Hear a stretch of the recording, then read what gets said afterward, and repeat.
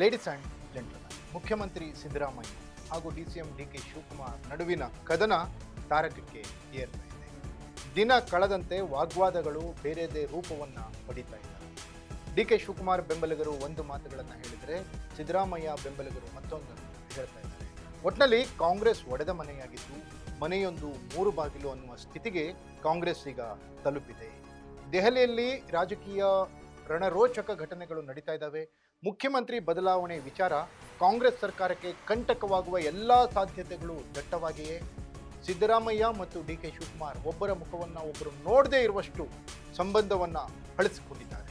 ಈ ಕುರಿತ exclusive details ಅನ್ನು ನಾನು ಕೊಡ್ತೀನಿ.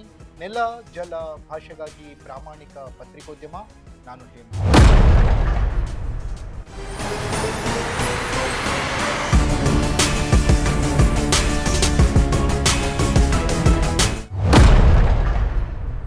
ಎಸ್ ವೀಕ್ಷಕರೇ, 2023ರ ಅಸೆಂಬ್ಲಿ ಚುನಾವಣೆಯಲ್ಲಿ 135ರಷ್ಟು ಪ್ರಚಂಡ ಸ್ಥಾನಗಳನ್ನು ಗಳಿಸಿ ಗೆದ್ದಂತಹ ಕಾಂಗ್ರೆಸ್ ಮುಖ್ಯಮಂತ್ರಿ ಸಿದ್ದರಾಮಯ್ಯನವರ ನೇತೃತ್ವದಲ್ಲಿ ಸರ್ಕಾರವನ್ನು ರಚಿಸಿದೆ. 2 ವರ್ಷಗಳು ತುಂಬಿದ ನಂತರ ಸರ್ಕಾರಕ್ಕೆ ದೆಹಲಿಯಲ್ಲಿ ರಾಷ್ಟ್ರೀಯ ವಾಹಿನಿ ಜೊತೆ ಮಾತನಾಡಿದ ಡಿ.ಕೆ. ಶಿವಕುಮಾರ್ ಒಂದು ಬಾಂಬನ್ನು ಸಿಡಿಸಿದ್ರು. ಅದೇನು ಅಂದರೆ, 2.5 ವರ್ಷಗಳ ನಂತರ ಮುಖ್ಯಮಂತ್ರಿ ಬದಲಾವಣೆ ಕರ್ನಾಟಕದಲ್ಲಿ ಆಗುತ್ತೆ. ನಮ್ಮಿಬ್ಬರ ಮಧ್ಯದಲ್ಲಿ ಅಗ್ರಿಮೆಂಟ್ ಆಗಿದೆ. ಹೈಕಮಾಂಡ್ ನಾಯಕರ ಎದುರಲ್ಲಿ ಮಾತುಕತೆ ನಡೆದಿದೆ. 2.5 ವರ್ಷಗಳ ನಂತರ ಸಿದ್ದರಾಮಯ್ಯನವರು ಅಧಿಕಾರವನ್ನು ಡಿ.ಕೆ. ಶಿವಕುಮಾರ್ ಅವರಿಗೆ ಬಿಟ್ಟು ಕೊಡ್ತಾರೆ ಅನ್ನುವಂಥ ಬಾಂಬನ್ನು ಡಿ.ಕೆ. ಶಿವಕುಮಾರ್ ಸಿಡಿಸಿದರು. ಅದಾದಮೇಲೆ ಕರ್ನಾಟಕ ರಾಜಕಾರಣದಲ್ಲಿ ಕ್ರಾಂತಿಯ ಶಕೆ ಪ್ರಾರಂಭವಾಯಿತು. ಸಿದ್ದರಾಮಯ್ಯ ಮತ್ತು ಡಿ.ಕೆ. ಶಿವಕುಮಾರ್ ಇಬ್ಬರ ಪ್ರತ್ಯೇಕ ಬಣಗಳು ಹುಟ್ಟುಕೊಂಡವು. ಆ ಬಣಗಳ ನಾಯಕರು, ಆ ನಾಯಕರಿಗೆ ಅಂದರೆ ಸಿದ್ದರಾಮಯ್ಯನ ಬಣದ ನಾಯಕರು ಸಿದ್ದರಾಮಯ್ಯನವರ ಲಾಭಕ್ಕಾಗಿ ಹೇಳಿಕೆ ಕೊಡಲಿಕ್ಕೆ ಶುರು ಮಾಡಿದರು. ಡಿ.ಕೆ. ಶಿವಕುಮಾರ್ ಬೆಂಬಲಿಗರು ಡಿ.ಕೆ. ಶಿವಕುಮಾರ್ ಮುಖ್ಯಮಂತ್ರಿಯಾಗುವ ಹಂತಕ್ಕೆ ಹೋಗಲಿಕ್ಕೆ ಏನೇನು ಮಾಡಬೇಕು ಅನ್ನುವಂತಹ ಹೇಳಿಕೆಗಳನ್ನು ಕೊಡಲಿಕ್ಕೆ ಡಿ.ಕೆ. ಶಿವಕುಮಾರ್ ಬೆಂಬಲಿಗರು ಶುರು ಮಾಡಿದರು. ಆಗ್ಲಿಂದಲೇ ಶುರುವಾಯಿತು ಕಾಂಗ್ರೆಸ್ನಲ್ಲಿ ಕಚ್ಚಾಟ. ಅದೀಗ ವಿಕೋಪಕ್ಕೆ ತಿರುಗುವ ಎಲ್ಲ ಲಕ್ಷಣಗಳಿವೆ. ಕರ್ನಾಟಕದಿಂದ ದೆಹಲಿಗೆ ಪೊಲಿಟಿಕಲ್ ಡೆವಲಪ್ಮೆಂಟ್ ಶಿಫ್ಟ್ ಆದರೂ ಕೂಡ ಕರ್ನಾಟಕ ಮತ್ತು ದೆಹಲಿ ಸೇರಿದಂತೆ ಕರ್ನಾಟಕ ಕಾಂಗ್ರೆಸ್ಸಿಗೆ ಸಂಬಂಧಿಸಿದಂತೆ ಅನೇಕ ಗಾಳಿ ಸುದ್ದಿಗಳು, ಊಹಾಪೋಹಗಳು ಜೊತೆಗೆ ರಾಜಕೀಯ ಬೆಳವಣಿಗೆಗಳು ನಡೀತಾ ಇದ್ದಾವೆ. ರಾಜಕೀಯ ನಾಯಕರು, ಈ ಇಬ್ಬರು ನಾಯಕರ ನಡುವಿನಲ್ಲಿ ಸಿಲುಕಿ, ಒಂದು ಕಡೆ ಸಂಘಟನಾ ಚತುರ ಡಿ.ಕೆ. ಶಿವಕುಮಾರ್, ಮತ್ತೊಂದು ಕಡೆ ಅಹಿಂದ ನಾಯಕ ಸಿದ್ದರಾಮಯ್ಯನವರ ಇಬ್ಬರ ಮಧ್ಯದಲ್ಲಿ ಸಿಲುಕಿ ಅಕ್ಷರಶಃ ನಲುಗ್ತಾ ಇದ್ದಾರೆ.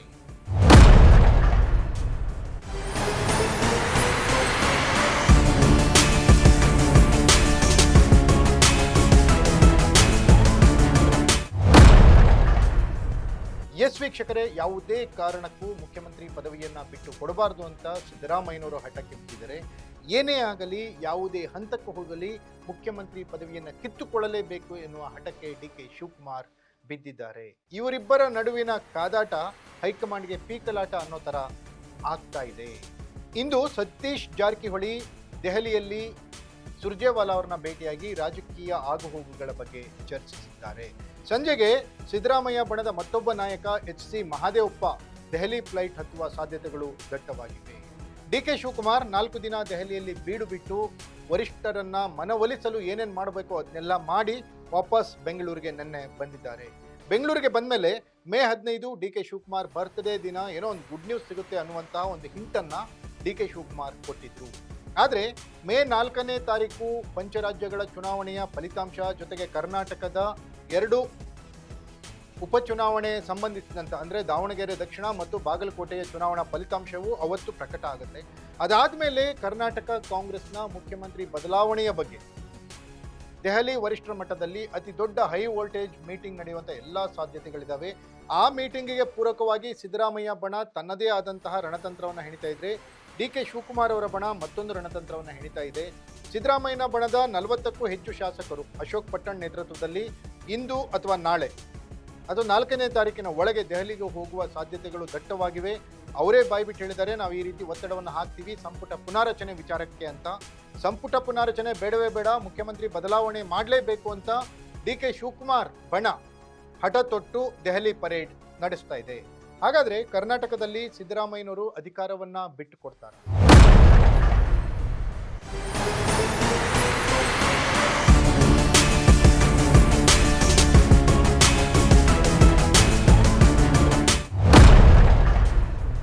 ಒಂದು ವೇಳೆ ಸಿದ್ದರಾಮಯ್ಯ ಮುಖ್ಯಮಂತ್ರಿ ಸ್ಥಾನದಿಂದ ಕೆಳಗಿಳಿದ್ರೆ ಅದಕ್ಕೆ ಡಿ ಕೆ ಶಿವಕುಮಾರ್ ಎರಡನೇ ಸ್ಥಾನದ ನಾಯಕ ಅನ್ನೋ ತರ ಅಲ್ಲೇನಾದ್ರೂ ಬಿಂಬಿತವಾಗ್ತಾರ, ಅಥವಾ ಬೇರೆ ನಾಯಕರು ಯಾರಾದ್ರೂ ಉದ್ಭವಿಸ್ಬಿಡ್ತಾರ ಸಡನ್ ಆಗಿ ಮುಖ್ಯಮಂತ್ರಿ ಆಗ್ಲಿಕ್ಕೆ? ಎಲ್ಲದಕ್ಕೂ ಕಾಲವೇ ಉತ್ತರ ಹೇಳಬೇಕು. ಇದಾಗಿತ್ತು ಎಕ್ಸ್ಕ್ಲೂಸಿವ್ ಸ್ಟೋರಿ. ನೆಲ ಜಲ ಭಾಷೆಗಾಗಿ ನೋಡ್ತಾ ಇರಿ ಫೋಕಸ್ ಟಿವಿ.